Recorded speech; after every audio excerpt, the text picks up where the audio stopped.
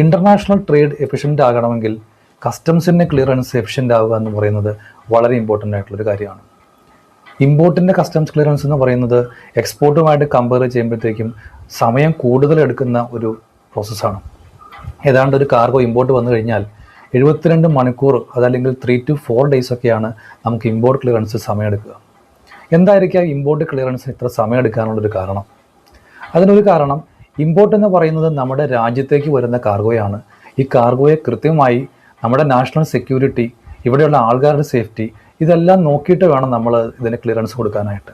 അപ്പോൾ കസ്റ്റംസ് എന്ന് പറയുന്ന ഇത്തരം കാർഗോയ്ക്ക് വേണ്ടിയിട്ടുള്ള ടെസ്റ്റിങ്ങുകളും അതുപോലെ അതിനുള്ള എക്സാമിനേഷൻസും കാര്യങ്ങളൊക്കെ വളരെ സ്ട്രിക്റ്റ് ആണ്. എന്ന് കരുതി വരുന്ന എല്ലാ കാർഗോയും എക്സാമിനേഷൻ ചെയ്യുമെന്നല്ല അതിൻ്റെ അർത്ഥം.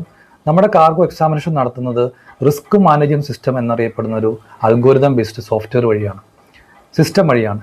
അപ്പോൾ സിസ്റ്റം വഴി ആയതുകൊണ്ട് തന്നെ ഏതാണ്ട് 10 കാർഗോയിൽ 1 കാർഗോ മാത്രമാണ് നമ്മൾ എക്സാമിനേഷന് വേണ്ടി ചെയ്യുന്നുള്ളൂ. എങ്കിലും ഇമ്പോർട്ട് വരുന്ന കാർഗോയ്ക്ക് വരുന്ന പാർട്ടിസിപ്പേറ്റീവ് ഗവൺമെൻറ് ഏജൻസി ക്ലിയറൻസ് എന്ന് പറയുന്നത് ഒരു തലവേദന തന്നെയാണ്.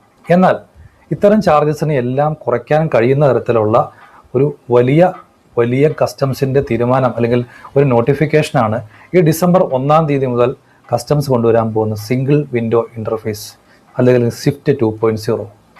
ഇതെന്താണെന്ന് നമുക്ക് നോക്കാം. നമ്മൾ ഇന്ത്യയിലോട്ട് മരുന്ന് വരികയാണെന്ന് വിചാരിക്കുക.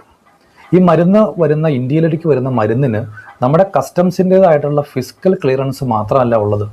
നമുക്ക് ഈ വരുന്ന മരുന്ന് ഇവിടെയുള്ള ആൾക്കാർക്ക് ഹാംഫുൾ അല്ല എന്ന് ടെസ്റ്റ് ചെയ്യുന്ന ടെസ്റ്റിങ്ങുകളും റിപ്പോർട്ടുകളും ഇവിടെയുള്ള ഡ്രഗ് കൺട്രോളറിൻ്റെതായിട്ടുള്ള ഒരു നോ ഒബ്ജക്ഷൻ സർട്ടിഫിക്കറ്റ് കൂടി ആവശ്യമാണ്. ഇതിനാണ് നമ്മൾ പാർട്ടിസിപ്പേറ്ററി ഗവൺമെൻറ് ഏജൻസി ക്ലിയറൻസ് എന്ന് പറയുന്നത്. ഈ പാർട്ടിസിപ്പേറ്ററി ഗവൺമെൻറ് ഏജൻസി ക്ലിയറൻസ് കിട്ടുക എന്ന് പറയുന്നത് നമ്മുടെ ഇന്ത്യയിൽ ഇപ്പോഴത്തെ സാഹചര്യത്തിൽ കുറച്ച് സമയം എടുക്കുന്ന ഒരു കാര്യം തന്നെയാണ്. നമ്മുടെ സ്വിഫ്റ്റിൽ ഈ വന്നിരിക്കുന്ന പുതിയ നോട്ടിഫിക്കേഷൻ പ്രകാരം ഡിസംബർ 1-ാം തീയതി മുതൽ നമ്മുടെ പാർട്ടിസിപ്പേറ്ററി ഗവൺമെൻറ് ഏജൻസികളെല്ലാം തന്നെ ഈ സിംഗിൾ വിൻഡോയുടെ അകത്തേക്ക് വരികയാണ്. അതിൻ്റെ ഭാഗമായിട്ട് കസ്റ്റമർക്ക് ഒറ്റ സ്ഥലത്ത് മാത്രം സബ്മിറ്റ് ചെയ്താൽ മതി. ഈ ഒരു സിംഗിൾ വിൻഡോ ഇൻ്റർഫേസ് എന്ന് പറയുന്നത് 2015 വന്നതാണ്. ഇതിൻ്റെ അണ്ടറിലോട്ട് നമ്മുടെ PGS എല്ലാം വരുന്നതോടുകൂടി തന്നെ കസ്റ്റംസിൻ്റെ ക്ലിയറൻസ്